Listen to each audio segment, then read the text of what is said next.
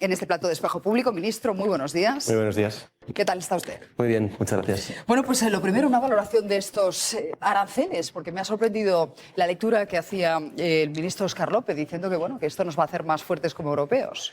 Bueno, yo creo que el primer mensaje tiene que ser un mensaje de lamentar estas medidas, porque además de ser injustificadas, yo creo que tenemos todos claro que van a ser perjudiciales para la economía global y perjudiciales para empresas y consumidores, y en primer lugar y en particular para las empresas y los consumidores americanos.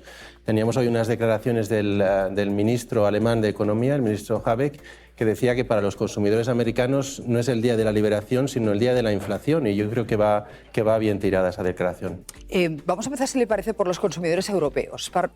Nos estarán viendo muchos telespectadores en este momento y se preguntarán, ¿y a mí cómo me va a afectar este arancel o estos aranceles? ¿Qué repercusión va a tener en la vida cotidiana, en su día a día? Bueno, es pronto para tener una estimación de impacto. Estamos apenas empezando, ¿no?, a analizar lo que se anunció ayer, pero sí que es cierto que para Europa el impacto va a ser distinto según la exposición que tenga cada uno de los países a la economía estadounidense. En el caso español tenemos una exposición directa relativamente baja, pero luego está la indirecta, ¿no?, es decir, la conexión con el resto de países europeos que sí que pueden tener más exposición. Estamos todos interrelacionados y, por lo tanto, tendremos que ver finalmente cómo se va transmitiendo este impacto, que al final será también distinto según los sectores. Hay sectores que van a estar más expuestos y ahí es donde tenemos que tener particular ¿Cuáles precaución. van a ser los sectores más expuestos? Bueno, tenemos ya algunos anuncios estas últimas semanas, como el sector del acero y el aluminio, el sector del automóvil, y ahora lo que tenemos también es que intentar aterrizar para cada uno de los Estados miembros, pero también para España, cuáles son esos sectores que pueden verse enfrentados de manera relativa a un mayor impacto, ¿no?, a un mayor arancel. En el caso de España hay algunos elementos o algunos productos del sector agroalimentario que tienen una gran cuota de mercado en Estados Unidos. ¿Qué productos exactamente? Pues estamos hablando de productos como el vino, el aceite de oliva, donde tendremos que tener, y ya estamos teniendo, una particular atención a cuál es la situación. De hecho, hemos tenido estas últimas semanas reuniones con todos estos sectores ya de manera individualizada. Hoy hay una reunión adicional del propio presidente del Gobierno con los sectores que marca un poco el camino y la pauta de lo que queremos, que es tener una respuesta inmediata. ¿Y qué va a anunciar en ese plan de contingencia? A las 12, ya sé que lo va a hacer el presidente del Gobierno, no está usted para hacerle de telonero y pisarle la noticia, pero me dicen por parte de Moncloa que va a ser un anuncio parecido al que se hizo durante la pandemia, con créditos ICO, ERTES y ayudas directas, digamos un escudo social. Bueno, creemos que este plan que va a anunciar el presidente y que efectivamente él dará los detalles, dé un mensaje de confianza y tranquilidad a la ciudadanía, a las empresas y a los trabajadores que puedan verse afectados por las medidas de la administración americana. Ese es el primer mensaje de tranquilidad y confianza, de que desde el primer momento vamos a poner a su disposición una red de seguridad que piense tanto en el corto plazo para ir protegiendo si es que tienen caída de ventas, por ejemplo, como en el medio plazo, la necesidad de ir encontrando nuevos mercados, donde tenemos además, no solo a nivel nacional, sino a nivel europeo, mucho trabajo por hacer, como por ejemplo ir ratificando ese acuerdo con Mercosur, que en el caso, y vuelvo al ejemplo del aceite de oliva o del vino, puede ser una salida natural para las exportaciones de esos productos que compense, que ayude a minimizar el impacto de los aranceles americanos. Es decir, vender a países de Hispanoamérica para compensar esa caída de Estados Unidos. Exacto, hay estimaciones ya preliminares del impacto positivo de la ratificación de Mercosur para productos del sector primario, como aceite de oliva o vino, de incremento del 40 o 50% de las exportaciones. Es decir, un impacto muy positivo, y ese es el camino también por el que tenemos que ir. Es una respuesta conjunta, española, pero también europea. Preocupa el sector del automóvil porque somos el segundo fabricante europeo y además tenemos una importante industria de componentes. ¿Cómo nos va a afectar? Bueno, el sector del automóvil, como hemos dicho, ya tuvo un anuncio la semana pasada de esos aranceles del 25%, y más allá de los aranceles se enfrenta a retos estructurales, ¿no?, de reconversión del propio sector, del que somos conscientes, de la que somos conscientes, y donde estamos haciendo también una apuesta por ese medio-largo plazo, y a corto, de nuevo, con medidas como el Plan MOVES que aprobamos esta misma semana en el Consejo de Ministros para fomentar la demanda y apoyar precisamente al sector del automóvil. La exposición directa de nuestro sector del automóvil a Estados Unidos es también relativamente baja, pero en particular el sector de componentes pues puede verse más afectado también de manera indirecta, ¿no? Por ejemplo, a través de las exportaciones a otros países europeos o a México, por lo tanto, especial atención y acompañamiento también. Quiero que escuche a Alberto Núñez Feijóo porque me decía esta mañana que todavía hay margen para negociar. Es algo que le hemos escuchado también a Ursula von der Leyen.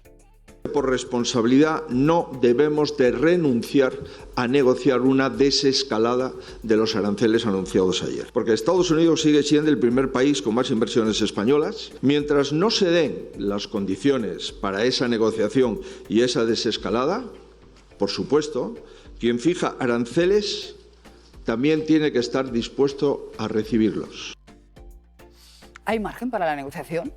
Bueno, nosotros desde el principio llevamos semanas o meses diciendo que Europa y España quieren un acuerdo, quieren avanzar en la negociación, entre otras cosas porque hay mucho que proteger. La relación entre Estados Unidos y Europa es la mayor relación comercial y económica del mundo. Cada día se mueven entre un lado y otro del Atlántico 4.400 millones de euros en comercio de bienes y servicios.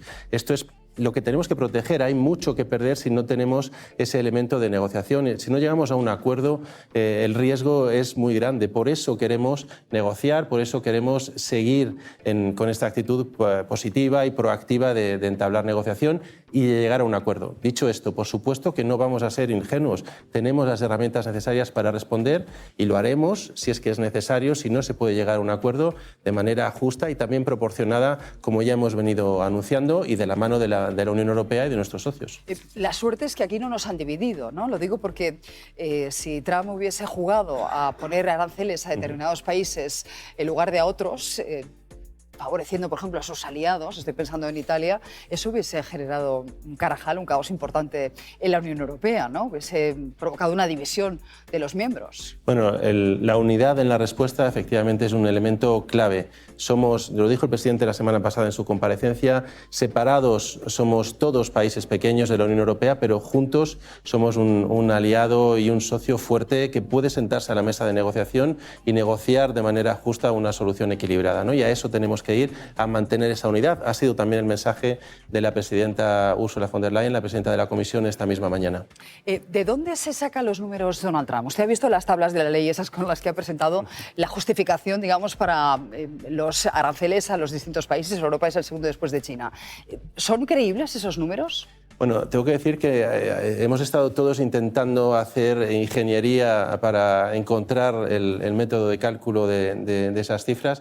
Finalmente, a las horas, la propia Administración americana ha publicado un documento señalando la metodología de cálculo que nosotros creemos que es totalmente arbitraria e injustificada. Yo pongo un ejemplo muy claro para que se vea por qué es arbitraria e injustificada. Es el caso del país que ha acabado con el arancel más alto, un 50%, ¿sí?, que es Lesoto.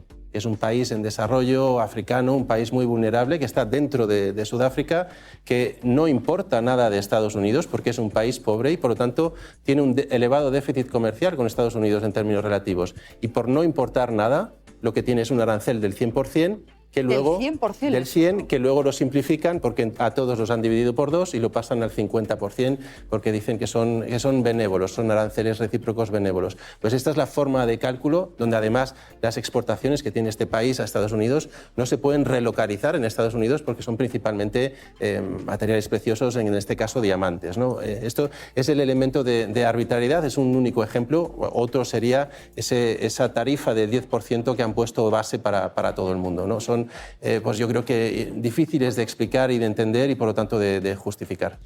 Quiero que escuche la radiografía que ayer nos hacía Alberto Núñez Feijóo en este programa, porque bueno, se quejaba de que la presión fiscal, la deuda y la renta per cápita respecto a Europa perjudican a España. Escuche. Esta campaña de la renta es la campaña de mayor presión fiscal en la historia de España. Y es que los españoles hemos pagado 140.000 millones de euros más en impuestos de lo que pagábamos en el año 2019. Los españoles pagamos más impuestos que nunca y tenemos más deuda que nunca. El gobierno de España vive por encima de las posibilidades de los españoles y que los españoles hemos perdido distancia en la renta per cápita con la media de la Unión Europea. En el año 19, un español de media, tenía una renta per cápita en 4.300 euros inferior a la media de Europa. Y hoy la tenemos en 4.900 euros. Varios comentarios aquí. El primero, con respecto a la deuda, ¿no? Que quizás sea una forma fácil de ver cuál ha sido la evolución en estos últimos años. Nosotros nos tuvimos que endeudar para hacer frente al shock de la pandemia. Tuvimos que proteger a trabajadores, tuvimos que proteger a las empresas con los ERTE, con los ICO, con numerosas medidas de ese escudo social que se puso en marcha, que ha permitido, no lo olvidemos, salir de la pandemia sin cicatrices. Pues el máximo de deuda que tuvimos con respecto a PIB, es decir, con respecto a nuestra capacidad de pagar esa deuda, se dio a principios del año 2021, como consecuencia de esta respuesta al COVID. Desde ese punto máximo ha bajado la deuda más de 22 puntos de PIB. Ha bajado la deuda en estos últimos años con el último dato de finales del 2024. Es decir, hemos recuperado, porque ya está cerca de nuevo del 100%, hemos recuperado prácticamente todo el espacio que se usó para responder al COVID. Ese es el elemento de responsabilidad fiscal, de creación de ese espacio, por si tuviéramos que responder a una crisis nueva o a una crisis adicional, ¿no? Yo creo que ese punto es importante reflejarlo, donde el Gobierno tiene siempre en mente, por supuesto, la sostenibilidad de nuestras cuentas públicas y vamos en una senda descendente que además va batiendo los objetivos año tras año.